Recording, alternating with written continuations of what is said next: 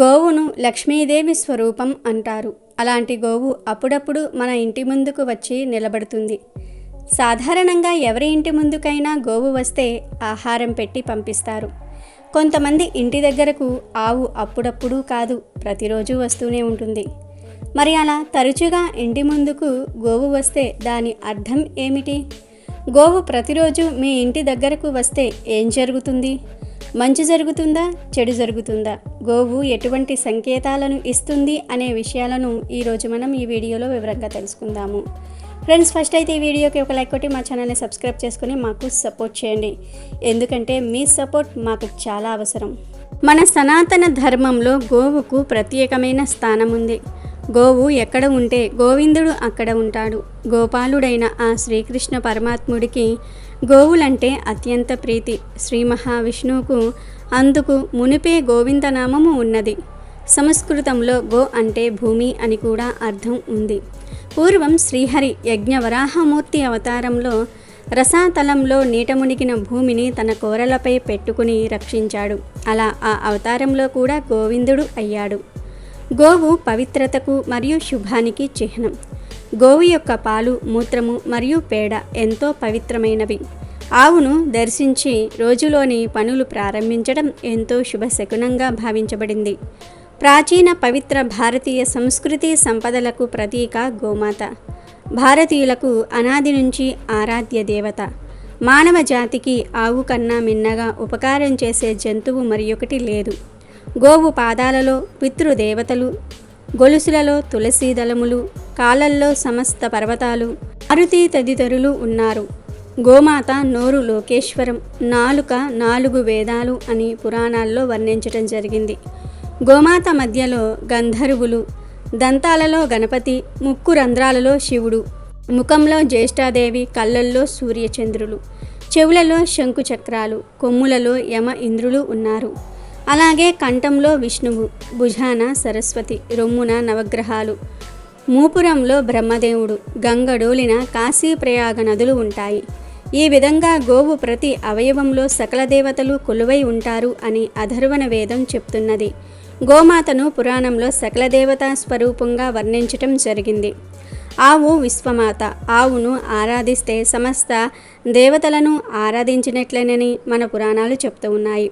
గోవును గోమాత అని పిలుస్తూ ఉంటారు. కారణం గోవు ప్రతి అణువులోనూ ఒక్కో దేవత ఉంటారు.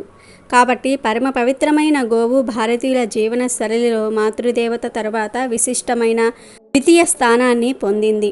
అసలు గోవులే లేనట్లయితే మానవుని మనుగడ సాఫీగా జరగడానికి అవకాశాలు చాలా తక్కువగా ఉంటాయి. దీనికి కారణం గోవులు మనల్ని పోషిస్తూ ఉన్నాయి. శ్రీకృష్ణ పరమాత్మ ఇంద్రుడు కురిపించిన పిడుగులతో కూడిన భయంకర వర్షం నుండి 7 రాత్రులు 7 పగళ్ళు గోవర్ధన పర్వతాన్ని ఎత్తి గోవులను ప్రజలను రక్షించాడు. అప్పుడు శ్రీకృష్ణుడే ఆ శ్రీహరి అని తెలిసి ఇంద్రుడు పశ్చాత్తాపం చెందాడు. అక్కడకు వచ్చిన కామధేనువు గోవులకు కష్టం వస్తే కాపాడావు గనుక నీవు గోవిందుడవు అని స్తుతించింది. అప్పుడు ఇంద్రుడు అత్యంత భక్తితో శ్రీకృష్ణునికి గోవిందనామంతో గోవింద పట్టాభిషేకం చేశాడు. అనేక నామాలు ఉన్న ఆ శ్రీకృష్ణ పరమాత్మ 7 రాత్రులు 7 పగళ్ళు కష్టపడి గోవులను రక్షించి సంపాదించిన నామం కాబట్టి ఆయనకు గోవిందనామం అంటే అత్యంత ప్రీతిపాత్రమైనది. అందుకే ద్రౌపది దేవి వస్త్రాపహరణ సమయంలో గోవిందా అని భక్తితో ప్రార్థించింది. శ్రీకృష్ణుడు వెంటనే వెళ్ళి రక్షించాడు. లక్ష్మీదేవిని వెతుక్కుంటూ వైకుంఠం నుండి దిగివచ్చిన ఆ శ్రీనివాసుడికి విష్ణువు బ్రహ్మ ఆవుదూడలుగా మారి ఆకలి తీర్చారు. 7 కొండలవాడు అయిన ఆ వెంకటేశ్వరుణ్ణి గోవింద అనే భక్తులు ఎక్కువగా స్తుతిస్తారు. శ్రీహరికి ఇంత ప్రీతిపాత్రమైన గోవులో త్రిమూర్తులతో సహా సకల దేవతలు నివసిస్తూ ఉంటారు. ఏ యజ్ఞకార్యం ప్రారంభించాలన్నా ఆవు పేడతో యజ్ఞశాలను శుద్ధి చేయాలి. ఆవు నెయ్యి లేకుండా యజ్ఞం జరగదు. ఆవు పాలు లేకుండా భగవంతునికి అభిషేకం జరగదు. ఆవు నేతితో పెట్టే దీపం అత్యంత శ్రేష్టమైనది. ఆవు పాలతో నేతితో చేసే నైవేద్యం భగవంతునికి అత్యంత శ్రేష్టమైనది. నూతన గృహ ప్రవేశ సమయంలో ఇంట్లో గోమాతను పూజిస్తే ఆ ఇంటిలో ఏదైనా దోషాలు ఉంటే తొలగిపోతాయి. ప్రతిరోజు భక్తితో గోసేవ చేస్తే జాతక దోషాలు కూడా తొలగిపోతాయి, సిరి సంపదలు కలుగుతాయి. గోదానం సర్వోత్కృష్టమైన దానం. ఎవరైతే గోదానం చేస్తారో వారు గోవు శరీరంలో ఎన్ని వేల రోమానులు ఉంటాయో అన్ని వేల సంవత్సరాలు స్వర్గలోకంలో నివాసం చేస్తారని పురాణాలు చెప్తూ ఉన్నాయి. ఆవు పుట్టుక గురించి శతపథ బ్రహ్మాండంలో ఉంది. దక్ష ప్రజాపతి ప్రాణి సృష్టి చేసిన పిమ్మట కొంచెము అమృతమును త్రాగారు. త్రాగిన తరువాత ఆయన ఎంతో సంతృప్తి చెందారు. ఆ సమయంలో వారి శ్వాస ద్వారా సుగంధము వెలువడి అంతటా ప్రసరించినది. ఆ శ్వాస నుండి ఒక ఆవు జన్మించినది. సుగంధము ద్వారా జన్మించుట వలన దక్ష ప్రజాపతి దానికి సురభి అని పేరు పెట్టారు. సురభి నుండి అనేక ఆవులు జన్మించాయి. అందుకనే సురభిని గో వంశమునకు మాతగా జననిగా పరిగణిస్తారు. ఒక గోవు తన జీవిత కాలంలో సగటున 25,000 మందికి ఆకలి తీరుస్తుందని చెప్తూ గోవును వధిస్తే ఆ రాజ్యంలో అరాచకం పెరిగి ప్రజలు నశిస్తారని పెద్దలు చెప్పారు. గోవు నుంచి వచ్చే ప్రతి ఒక్కటి మానవాళికి ఉపయోగకరంగా ఉంటుంది. ప్రపంచంలో ఏ జంతువు వ్యర్థం సువాసనను కలిగి ఉండదు. కానీ గోవు యొక్క మూత్రం సువాసనను కలిగి ఉంటుంది. గోమూత్రంతో క్యాన్సర్ని మొదటి దశలోనే అరికట్టవచ్చు. ఆవు పిడకలపై కొంచెం నెయ్యి వేసి కాల్చి ఆ పొగతో ఇంట్లో ధూపం వేస్తే చాలా మంచిది. ఆవు పాలు చాలా శ్రేష్టమైనవి. పసిపిల్లలకు కూడా ఆవు పాలే పడతారు.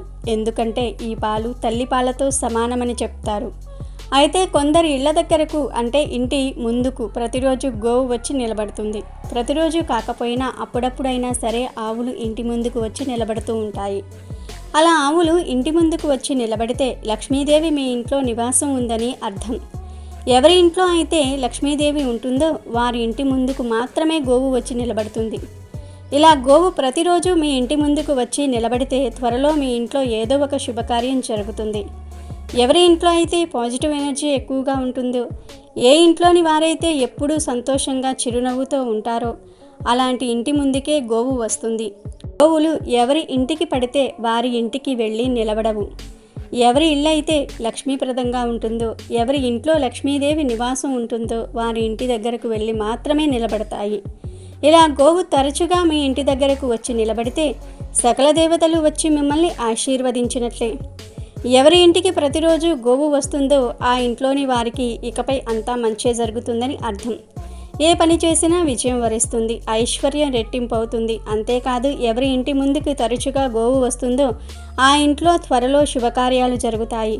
ఇవే గోవు మనకు ఇచ్చే సంకేతాలు. ఇలా మీ ఇంటికి ప్రతిరోజు గోవు వస్తే ఆ గోవుకు ఏదో ఒక ఆహారం పెట్టండి. అంటే ఇంట్లో ఉండే పళ్ళు, కూరగాయలు, ఆకుకూరలు ఏవైనా పెట్టవచ్చు.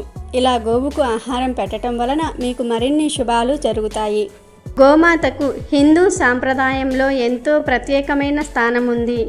తల్లి తర్వాత మరొక తల్లిగా భావించి గోమాత అని పిలుస్తూ ఉంటాం. మానవులందరి పట్ల సమాన మమతానురాగాలు కురిపించేది ఆవు.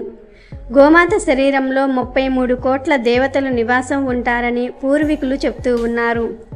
ఒక్క ఆవును పూజిస్తే దేవతలందరినీ పూజించినంత ఫలితం దక్కుతుంది. గోవు చేతిని తాగితే ఏం జరుగుతుంది అనే విషయాలను ఈరోజు మనం ఈ వీడియో ద్వారా తెలుసుకుందాం. ఇంట్లో ఒక ఆవు ఉంటే మన ఒంట్లో ఒక్క రోగం కూడా ఉండదు. వైద్య శాస్త్రానికి అర్థం కాని రోగాలను సైతం తన మూత్రంతో తరిమికొట్టే శక్తి గోమాతకు మాత్రమే ఉంది. ఆక్సిజన్ పీల్చుకొని మళ్ళీ ఆక్సిజన్ను వదిలే శక్తి గోమాతకు మాత్రమే ఉంది. గోమూత్రం ప్రపంచంలోనే సర్వోత్తమమైన కీటకనాశిని. ఇళ్లను వాకిళ్లను పేడతో అలికితే ఎంతో మంచి జరుగుతుందని పెద్దలు చెప్తూ ఉంటారు. 1 తులం నెయ్యితో యజ్ఞం చేస్తే 1 టన్ను ఆక్సిజన్ ఉత్పత్తి అవుతుంది. ముఖ్యంగా గోవు గరళాన్ని అంటే విషాన్ని మింగినా సరే అమృత ధారలనే కురిపిస్తూ ఉంటుంది. అటువంటి గోవును మన పెద్దలు ఖచ్చితంగా ఇంట్లో పెంచుకునేవారు. ఇంట్లో పెంచిన గోవు తన నాలుకతో యజమాని చేతిని తాకితే ఏం జరుగుతుంది అనే విషయాన్ని ఈరోజు మనం క్లుప్తంగా తెలుసుకుందాం.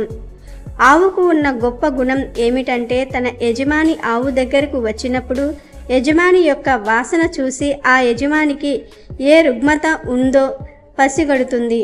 ఒక ఒకవేళ శరీరంలో రుగ్మత అంటే రోగం ఉంటే అరచేతిని నాకుతుంది. ఆవు అరచేతిని నాకుతున్నప్పుడు తిరస్కరించకూడదు. అలా అరచెయ్యి నాకగానే యజమాని శరీరంలో ఏ రుగ్మతలు అంటే ఏ రోగాలు ఉన్నాయో ఆవుకు తెలిసిపోతుంది. యజమానికి రుగ్మత ఉంది గనుక దానికి తగిన విధంగా అడవికి వెళ్ళి ఔషధ మొక్కలు తిని ఆ ఔషధాన్నే పాల ద్వారా మరియు మూత్రం ద్వారా పేడ ద్వారా ఆ యజమానికి అందిస్తుంది. యజమాని గోవు నుండి వచ్చిన పాలను త్రాగటం ద్వారా రుగ్మతలన్నీ తొలగిపోతాయి, అంటే రోగాలన్నీ తొలగిపోతాయి. అందుకే ఇంటికి ఒక గోవును పెంచేవారు పూర్వకాలంలో. ఆ గోవే మీ కుటుంబానికి ఎటువంటి రుగ్మతలు రాకుండా చూసుకుంటుందని పెద్దలు చెప్పేవారు. కానీ ఈ రోజుల్లో ఎవరు గోవును ఇంటి వద్ద పెంచట్లేదు. పెంచినా సరే కుడితి లేదా పాచిపోయిన పదార్థాలను ఆవులకు పెడుతూ ఉన్నారు. నిజానికి ఆవులు కుడితి త్రాగవు, కానీ ఈ కాలంలో ఆకలి తట్టుకోలేక పాచిపోయిన వస్తువులను తింటూ ఉన్నాయి. నిలకడగా ఉంచితే పాచిపోయే వస్తువులను ఆవులకు పెట్టకూడదు. ఎవరైనా ఇంటి దగ్గర ఆవులు పెంచితే చక్కగా పొలాల దగ్గరకు కానీ లేదా అడవుల దగ్గరకు కానీ తీసుకుని వెళ్ళండి. అప్పుడే ఆ ఆవు మంచి మంచి ఔషధ మొక్కలను తిని మీ కుటుంబాన్ని రక్షిస్తుంది. ఆవు చేతిని తాకితే మీ ఇంట్లో ఉన్న అలాగే మీ ఒంట్లో ఉన్న రోగాలను గుర్తించి దానికి తగిన విధంగా ఔషధ మొక్కలను తిని పాల ద్వారా ఆ ఔషధాన్ని మీకు ఇచ్చి మీ ఆరోగ్యాన్ని రక్షిస్తుంది. కనుక ప్రతి ఒక్కరూ ఒక ఆవును ఇంటి దగ్గర పెంచుకొని సంరక్షించుకోండి. మీకు మీ కుటుంబానికి చక్కటి ఐశ్వర్యం కలుగుతుంది. Thank you for watching our video. Please do subscribe and like the video.